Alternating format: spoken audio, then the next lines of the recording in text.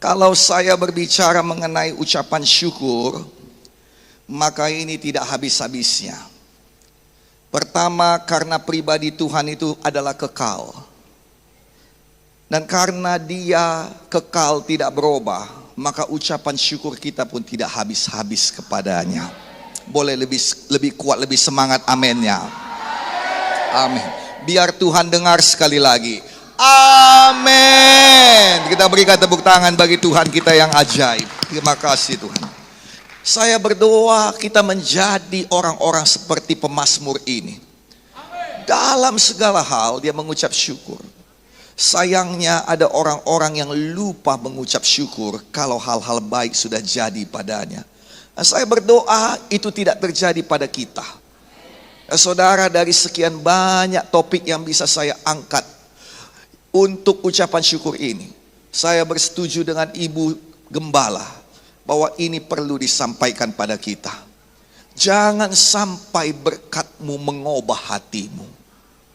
Jangan sampai kebaikan Tuhan membuat hati yang berharap, yang percaya kepadanya menjadi hati yang melupakan Dia. Dan ini juga adalah jeritan Tuhan. Dia katakan pada bangsa Israel sebelum mereka masuk, Tuhan sudah awas-awas. Dia berkata, kalau nanti engkau sudah masuk ke tanah yang kujanjikan itu, engkau sudah menduduki rumah-rumah yang tidak kau bangun, engkau sudah memakan hasilnya, menjadi kenyang karenanya, engkau sudah bahagia, makmur, damai hidupmu. Tolonglah, jangan engkau melupakan Tuhan Allahmu yang menunjukkan kasih setianya dengan membawa engkau keluar daripada tanah perbudakan di Mesir dan membawa engkau sampai ke tempat yang baik ini. Ada kecenderungan kita untuk melupakan Tuhan. Tetapi kalau kita melatih diri kita, saya ulang sekali lagi, kalau kita melatih diri kita, saya ulang sekali lagi, kalau kita melatih diri kita, belum semuanya, saya ulang sekali lagi, kalau kita melatih diri kita, saya ulang lagi, kalau kita melatih diri kita, amin. Nah, saudara yang kasih dalam nama Yesus, apapun yang terjadi dalam rumah tangga, dalam hidup, dalam pekerjaan, dalam keuangan, dalam keluarga, kau lihat dan rasanya mendesak mau keluar, segera latih diri saudara. Yang pertama sekali keluar, haleluya. Amin. Teguhkan kiri kanan saudara, katakan apapun yang jadi, yang pertama keluar, haleluya. Amin. Amin. Nah, saudara yang kasih dalam nama Yesus, Lukas pasal 17 ayat 11 sampai 19. Dalam perjalanannya ke Yerusalem, Yesus menyusur perbatasan Samaria dan Galilea. Memang Tuhan Yesus inilah. Berkali-kali dia melewati, menyusuri. Berkali-kali dia berusaha mendekati Samaria. Ayat 2 Lukas 17. Ketika ia memasuki suatu desa, datanglah 10 orang kusta menemui dia. Mereka tinggal berdiri agak jauh. Kenapa? Karena mereka tidak boleh dekat. Hukuman bagi orang-orang kusta yang berani dekat kepada masyarakat adalah dilempari dengan batu sampai mati. Jadi mereka berdiri agak jauh dan mereka berteriak. Mereka berteriak, Yesus Guru, kasihanilah kami. Lalu Yesus memandang mereka dan berkata, Yesus pandang, Yesus tidak datang. Kenapa saya percaya? Karena dia banyak yang mengikutinya. Amin saudaraku. Dan kalau Yesus datang, mungkin yang mengikutinya akan melempari orang itu dengan batu. Karena itu banyak. 10 orang kusta. Nah, Yesus berkata, pergilah perlihatkanlah dirimu kepada imam-imam. Dan semua mereka percaya, 10-10-nya. Nah, sementara mereka di tengah jalan, mereka menjadi tahir. Seorang dari mereka ketika melihat bahwa ia telah sembuh, kembali sambil memuliakan Allah dengan suara nyaring.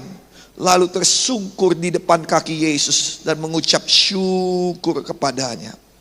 Dan orang itu bukan orang Yahudi, orang itu orang Samaria. Lalu Yesus berkata, bukankah ke-10 orang tadi semuanya sudah menjadi tahir? Di manakah yang 9 orang itu? Tidak adakah di antara mereka yang kembali untuk memuliakan Allah selain daripada orang asing ini? Lalu ia berkata kepada orang itu, dengarkan baik-baik. Orang itu tetap berlutut menyembah sambil berteriak dengan suara nyaring. Dia berlutut, biar saya beritahu pada saudara, saya tidak malu melakukannya. Kenapa? Karena ini baik bagi saya dan baik bagi Tuhan, baik bagi kita. Amin. Dan dia berlutut sampai ke tanah dan dia berkata, terima kasih Tuhanku, terima kasih Tuhan Yesus, terima kasih, terima kasih. Tak cukup kata-kataku, terima kasih. Tak cukup bahasaku, terima kasih Tuhan. Amin. Dan dia tidak berani bangkit. Yesus sudah cerita-cerita kepada muridnya mana yang lain, tapi dia tetap membungkuk di kaki Yesus. Sekali ini dia tidak dari jauh berkata terima kasih ya. Tidak. Di kaki Yesus dia berlutut dan mengucap syukur kepada Tuhan. Sayang, tidak ada tempat yang lebih indah daripada kaki Tuhanmu. Boleh lebih semangat lagi, boleh lebih semangat lagi. Yang setuju dengan itu katakan haleluya. Haleluya. Dan dia berkata, berdirilah, pergilah. Ini yang luar biasa. Imanmu telah menyelamatkan engkau. Amin. Lukas 17 ayat 19. Imanmu telah menyelamatkan engkau. Amin. Nah, 10 orang kusta menemui Yesus. Karena mereka najis, dia tidak bisa dekat dengan Yesus. Dari jauh mereka teriak. Dan Yesus menyuruh mereka pergi kepada imam. Imam yang memvonis mereka sakit kusta. Saudara bisa lihat imam ini, mengenai imam ini dalam Imamat pasal 13 ayat 3 sampai 6. Itu peraturan mengenai orang kusta. Imam yang sama yang mengatakan mereka kusta. Kalau saudara lihat saudara, Imamat pasal 13 ayat 3 sampai 6. Itu adalah satu proses yang panjang dan penuh keadilan. Saya tidak sempat baca pada saudara. Tetapi dalam prakteknya ada banyak di antara mereka yang tidak menemukan keadilan seperti ini. Dikatakan di situ tunggu dulu 7 hari. Setelah itu lihatkan lagi sama imam. Tunggu lagi sekian hari. Lalu lihatkan lagi sama imam. Nah, saya membaca buku sejarah saudara, dikatakan kebanyakan mereka datang. Imam hanya melihat dari jauh, tidak melihat dengan sungguh-sungguh. Karena mereka jijik. Karena mereka merasa orang ini orang buangan. Dan dia langsung memvonis kusta. Nah saudara kasih dalam nama Yesus, kebanyakan mereka yang tadinya bukan kusta, karena divonis kusta harus bersama dengan orang kusta, mereka pun jadi ikut terkena kusta. Jadi ada banyak orang yang panas hatinya karena imam ini. Ada banyak orang yang marah karena di situ dikatakan kemungkinan itu hanya panu putih saja. Saudara baca nanti Imamat pasal 13. Ada kemungkinan penyakit lain, tapi banyak yang divonis. Begitulah dunia ini. Dunia ini akan menuduh engkau. Dunia ini akan memfitnah engkau. Dunia ini akan memberikan hal yang buruk kepadamu dan membuat hatimu sakit. Tadinya aku bisa begini tapi tidak bisa lagi. Tadinya harusnya aku bisa naik tetapi gak bisa naik lagi. Nah, saudara kasih dalam nama Yesus, satu perkara yang indah ialah bahwa Yesus sedang menyusuri tanah Samaria. Saya berdoa, kalaupun ada kecurangan yang terjadi dalam hidup kita, kita tahu bahwa firman Allah sedang datang di dekat engkau. Sudah dekat dengan engkau. Seberapa dekat? Alkitab berkata di mulutmu, di lidahmu. Itu sebabnya perkatakan firman. Ketika engkau dicurangi, ketika ada orang-orang yang menekan engkau, ketika engkau menerima ketidakadilan, tidak usah bertengkar dengan mereka. Perkatakan firman, supaya firman yang dijadikan. Haleluya. Nah saudara, semua jadi tahir. Mereka datang pada Yesus memohon, Yesus tidak menolak. Yesus tidak menolak. Saya ulang lagi, Yesus tidak menolak. Amin. Malam ini juga ketika nanti saudara angkat tangan, Tuhan tidak menolakmu. Tapi mereka harus berteriak. Jadi hilangkan di kepala saudara doa yang biasa-biasa. Maka kalau Tuhan berkata berseru dan Tuhan kasih tunjuk, Bartimeus berseru ditolong. Ini orang sakit kusta berseru ditolong. Amin. Amin. Maka saya pun akan berseru kepada Tuhan. Sama-sama kita berkata, Yesus, saya mendapatkan mukjizat saya. Ketika saya berjalan pulang, sebelum saya sampai di rumah, saya mendapatkan mukjizat saya.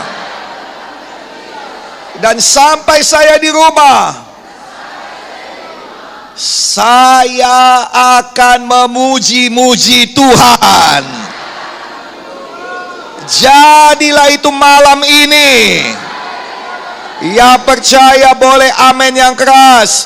Amin. Tepuk tangan yang paling meriah. Haleluya. Nah ini yang perlu saudara perhatikan. Ada dua hal di sini. Nomor satu, yang kembali itu satu orang, berarti 10%. Alkitab sudah mengharuskan 10% kembali pada Tuhan. Tapi kalau saudara lihat baik-baik di situ, Yesus bertanya, mana yang 9 lagi? Sebenarnya semua uang kita milik Tuhan. Amin. Dan apa mau dikatakan Tuhan? Dia berharap lebih daripada 10%. Saya ulangi sekali lagi, dia berharap lebih daripada 10%. Tahun depan kita bercerita mengenai tahun beyond expectation and multiple miracles. Multiple wonders, bukan miracles saja, wonders. Artinya tahun melampaui pengharapan dan juga keajaiban, mukjizat berganda. Amin. Dengarkan saya baik-baik. Ada harapanmu Tuhan lampaui. Tapi sekarang ada harapan Tuhan. Beranikah engkau menabur untuk melampauinya?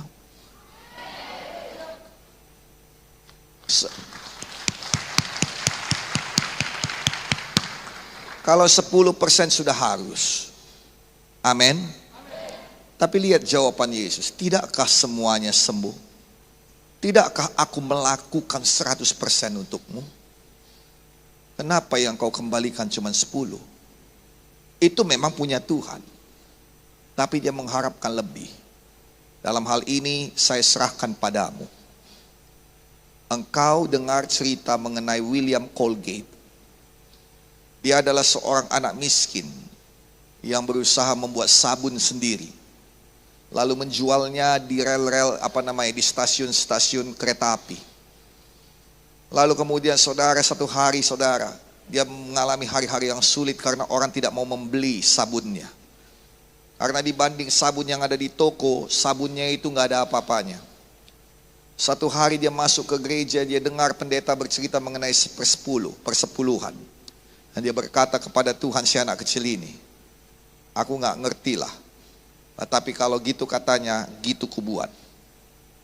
Lalu dalam setiap kali ada pendapatannya, bukan untungnya, pendapatannya dia berikan kepada Tuhan 10%. Dan Tuhan melakukan keajaiban. Dia mulai banyak pembeli, orang memesan. Nah saudara, singkat cerita, Colgate menjadi besar. Lalu kemudian dia berkata 20% untukmu Tuhan. Lanjut lagi, 30% untukmu Tuhan. Kita bagi dua, 50-50. Pada akhirnya Colgate berkata, terlalu banyak yang kau berikan padaku. Gantian 10% saja untukku, 90% untukmu. William Colgate banyak membiayai misionaris-misionaris ke seluruh dunia ini. Itu sebabnya mungkin kita juga termasuk negara yang menerima pembiayaan daripada William Colgate. Sama seperti dia memberi misionaris kepada seluruh dunia, Tuhan membawa nama Colgate ke seluruh dunia. Itulah yang dilakukan Tuhan. Tapi apa yang mau saya katakan, yang pelajaran pertama tadi saudara, ialah ini, mengenai persepuluhan. Saya serahkan padamu. Kalau kami saudara, kami sudah sering, bukan sering, kami selalu memberi lebih daripada 1/10. Kami gak pernah berhitung kepada Tuhan. Amin. Amin. Gak pernah berhitung. Gak pernah berhitung untuk pekerjaan Tuhan. Haleluya. Tuhan Yesus baik. Amin. Yang kedua di sini, ketika orang itu melihat bahwa dia sudah sembuh, kan begitu katanya tadi, seorang dari mereka melihat bahwa Yesus sudah sembuh. Ternyata dia orang Samaria. Saya mau beritahu kepada saudara, orang ini datang, dia punya penyakit. Dia punya penyakit yang tidak bisa disembuhkan. Lalu semua mereka meminta pada Yesus supaya disembuhkan. Mungkinkah kawan-kawannya itu semua orang Yahudi? Kemungkinan besar iya. Tetapi yang satu ini orang Samaria. Dan mungkin dia sudah mendengar cerita tentang perempuan Sirofenesia yang ditolak itu. Tetapi kemudian dia mendapatkan juga mukjizatnya. Nah saudara, pada zaman dulu saudara, cerita-cerita seperti ini akan cepat menyebar. Itu sebabnya ketika Yesus datang, kemanapun dia ada, selalu banyak orang berbondong-bondong datang padanya. Karena mereka bercerita tentang Yesus. Itu sebabnya perempuan yang sakit pendarahan 12 tahun itu bisa membangkitkan imannya. Kenapa? Karena dia sudah banyak mendengar berita-berita tentang Yesus. Dan tentunya ini orang juga saudara mendengar bagaimana Tuhan menolak perempuan Sirofenesia ini, berkata, anjing kamu. Tetapi memang pada akhirnya disembuhkan juga. Maka sebenarnya dia tidak tahu. Dia hanya mencoba peruntungannya. Dia hanya mau berkata, mudah-mudahan aku sembuh. Di antara 10 orang ini yang berteriak, mungkin dia paling belakang. Dan dia berkata, Yesus guru tolonglah kami. Tetapi dia berharap, tetapi dia tidak tahu apakah dia bisa dapat. Saya tahu sama seperti saudara juga sama seperti saya. Ada waktu-waktu dalam hidup kita di mana kita mungkin berharap dapat pekerjaan. Tapi ketika kita melihat orang-orang yang mendaftar, wow, yang satu tamatan Harvard, yang satu tamatan Singapura, yang satu lagi tamatan daripada Australia. Lalu kita lihat kita punya ijazah Universitas Sumatera Utara. Itu pun didapatkan dengan susah payah. Ada perasaan itu pasti. Mungkin saudara datang dan saudara punya kekasih hati, perempuan yang saudara sukai. Dia begitu mempesonamu. Tapi ketika kau melihat ada yang mendekatinya, jauh terbanting awak mek. Kan begitu kata orang Medan. Dan dia sebenarnya saudara tidak yakin. Terus terang, dia orang Samaria, amin. Itu sebabnya dikatakan Alkitab, ketika ia melihat, saya bisa bayangkan 10 orang jalan sama-sama. Dan mereka semuanya excited, senang, amin. Yesus bilang kita menghadap imam. Kalau dia bilang begitu, begitulah itu. Kemarin ku dengar, disuruhnya satu orang pergi, orang buta pergi mencuci dirinya di kolam Siloam. Memang berusaha lah orang buta itu, tapi sembuh melihat dia. Oh, kalau kita buat ini, pasti kita sembuh. Ayo semangat kawan. Dan itu bukan hal yang mudah. Kenapa? Karena mereka tidak boleh masuk ke dalam kota. Saya ulangi sekali lagi. Bait Allah itu biasanya di tengah kota. Mereka itu bukan hal yang mudah. Mereka harus mempermalukan dirinya. Alkitab berkata setiap kali mereka melihat ada orang datang dari jauh, mereka akan teriak sambil menutupi muka dan berkata, najis, najis, najis. Saudara bisa bayangkan, si Samaria ini ada di belakang teriak najis, najis, najis. Bagaimana kalau dia tak sembuh? Bagaimana kalau dia satu-satunya yang tidak sembuh? Dia harus pulang lagi keluar dan dia harus berkata lagi najis, najis, sementara kawannya semua sudah sembuh. Maka saya bisa bayangkan bagaimana hatinya. Kadangkala kita juga berpikir demikian, kayak mana nanti kalau aku tak diterima. Udah banyak aku usahakan, udah banyak waktuku, udah banyak uangku terbuang. Kayak mana ini, kayak mana ini? Yang pernah merasakan demikian katakan saya ya Tuhan. Tapi dengarkan baik-baik. Kalau Yesus mau menolong, dia menolong 100%.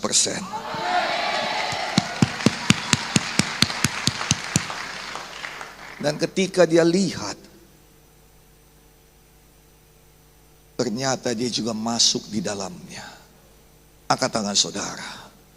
Nah, saya berkata dalam nama Yesus, bahwa untuk setiap mukjizat yang terjadi di tempat ini, untuk setiap keajaiban yang dinyatakan Tuhan, untuk setiap pekerjaan Tuhan yang dikerjakan di gereja ini, engkau tidak akan ketinggalan dalam nama Yesus. Come on, ya semangat. Haleluya. Apapun itu engkau tidak akan tertinggal dalam nama Yesus. Semua yang menerimanya katakan terima kasih Yesus. Amin. Dan ketika dia melihat, saya percaya satu-satu mereka sembuh, nggak sekali semua. Ketika mereka berkata najis, najis, tiba-tiba kawan berkata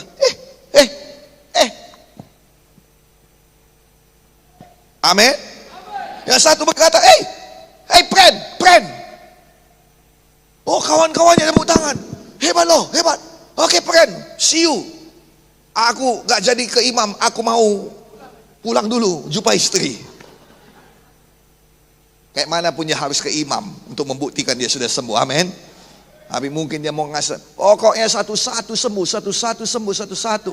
Saya gak tahu dia orang keberapa, tapi saya percaya dia bukan orang pertama, dan juga bukan orang kedua. Mungkin orang ketujuh, mungkin orang ke-8. Nah, ketika mulai banyak yang sembuh, saya tahu hatinya gentar. Saudara bisa bayangkan, kadang kita juga ada dalam posisi itu. Kita menanti-nantikan nama kita dipanggil. Kita tahu kuotanya ada 20, tapi sampai 15 nama kita belum dipanggil. Kita mulai berkata dalam nama Yesus. Yang berikutnya katanya dari sini, dalam nama Yesus. Oh, darah Yesus. Yang mengerti perasaan itu katakan amin. Begitulah kira-kira perasaan daripada orang ini.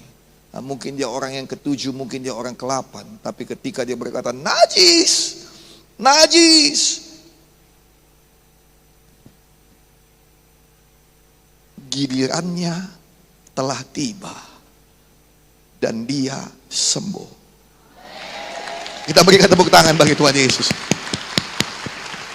Angkat tangan saudara tinggi-tinggi. Di dalam nama Yesus aku deklarasikan bahwa giliranmu akan datang pada tahun ini. Dalam nama Yesus, tahun ini adalah giliranmu. Come on, kita berikan tepuk tangan bagi Tuhan Yesus. Yes Lord, amin. Amin. Engkau tidak akan melihat mukjizat jadi pada tetanggamu. Engkau tidak akan melihat mukjizat jadi kepada orang-orang di KKS-mu. Engkau tidak hanya melihat mukjizat jadi kepada pemimpin kelompok selmu, pada pemimpin sektormu. Engkau tidak hanya melihat orang-orang bersaksi dan bertanya kapan aku Tuhan. Dalam nama Yesus, sebelum tahun ini berakhir, giliranmu akan datang padamu. Haleluya, terima kasih Tuhan Yesus. Semuanya teriak kepada Tuhan, saya bukan penonton Tuhan. Saya terima mukjizat saya. Jadilah padamu sebagaimana imanmu. Amin. Amin. Dan ketika dia tahu dia tidak layak, dia lari kembali pada Yesus. Ayo sama-sama kita katakan 1, 2, 3 ya. Haleluya. Sekali lagi tepuk tangan bagi Tuhan Yesus. Jangan susah aja datang pada Yesus sayang. Jangan sosa aja datang sama Yesus sayang. Jangan udah Senin Kamis napas ini datang sama Yesus. Oh, Yesus. Yesus.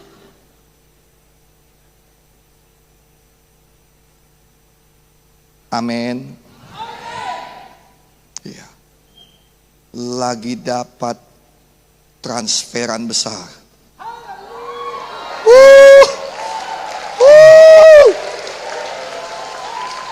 Yang pertama sekali langsung berlutut, itu yang saya lakukan. Nah, saudara, dia merasa tidak layak, tapi Tuhan tetap berikan padanya. Lalu dia kembali, dan dia berkata, dan Tuhan berkata, mana yang 9 lagi? Tentunya dia tidak bisa jawab, murid-muridnya pun tidak bisa jawab.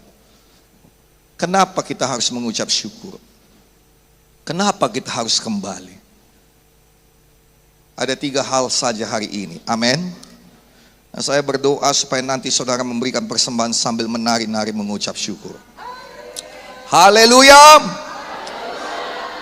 Saudara, itulah yang dialami oleh yang sakit kusta ini, orang Samaria. Gua gak pantas. Kalau bukan karena Tuhan, aku gak akan ada di tempat ini. Dan saya mau kasih tahu pada saudara, ingat 5, 10, 12, 15, 18, 20, 25 tahun yang lalu dari mana kita berada. Tidakkah kita patut kembali setiap hari dan berkata, terima kasih Tuhan Yesus. Boleh lebih semangat lagi. 3 hal kenapa kita harus mengucap syukur pada Tuhan. Nomor 1, ucapan syukur mendatangkan berkat yang lebih besar lagi. Orang Samaria tidak termasuk dalam rencana pelayanan Yesus. Tetapi dikatakan saudara bahwa di situ dikatakan bahwa berdirilah dan pergilah, imanmu telah menyelamatkan engkau. Dia mendapatkan keselamatan. Dan keselamatan adalah berkat yang paling besar.